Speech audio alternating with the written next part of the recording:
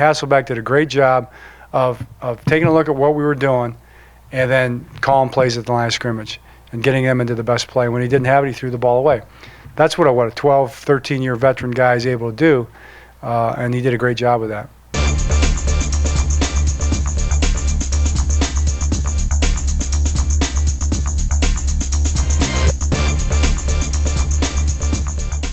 Obviously not quite the same atmosphere we had last week sitting in here, and that's disappointing for all of us. We had a chance, obviously, as a staff, starting early this morning, even last night, to go through the tape and study it.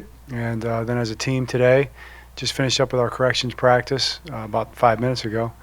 And we're moving on to St. Louis.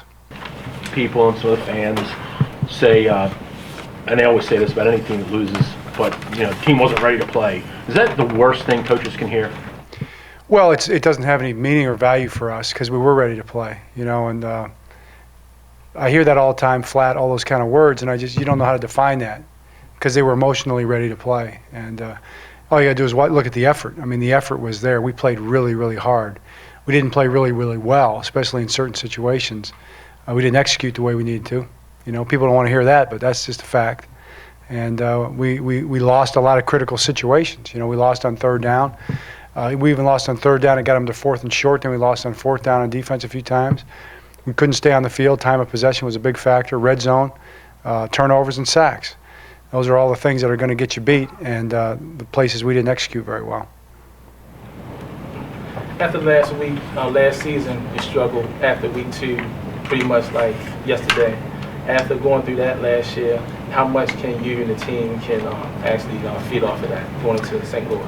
Yeah, well, I don't think you can count on it. You can't rely on it and say, well, because we bounced back last year, we're going to bounce back this year. We have to make that happen. Our guys made it happen last year.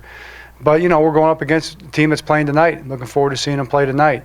Had a great preseason, great quarterback, really physical offensive line, 3 really good running backs. Defense, it was playing really well, especially at home last year.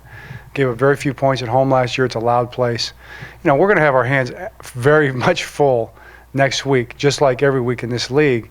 And it's a 1-week season, just like it always is. I mean, we say it all the time, and it's reality in this league. It's week to week.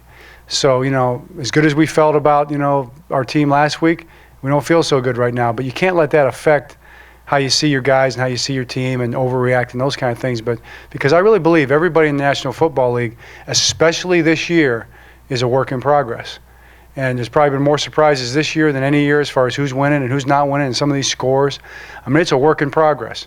And our job is to do the best job of anybody in the first 4 or 5 weeks to establish what kind of team we're going to be going forward, because this is a strike short or the lockout shortened year, and we haven't had all the time to figure out who we are as a team and really who everybody else is. The bottom line is if we play the way we practice in the passing game, we're going to be really good. And maybe that's part of where we're going right now and where we've got to get, because when you watch us practice, it's efficient, and we compete. It's tight coverage out there, so we just got to take that practice and now take it to the game consistently. And I'd love to see at some point in time we're working for the point where we can roll out there every single week and just roll over opponents. But we're not there yet. We're trying to get there, but we're not there yet.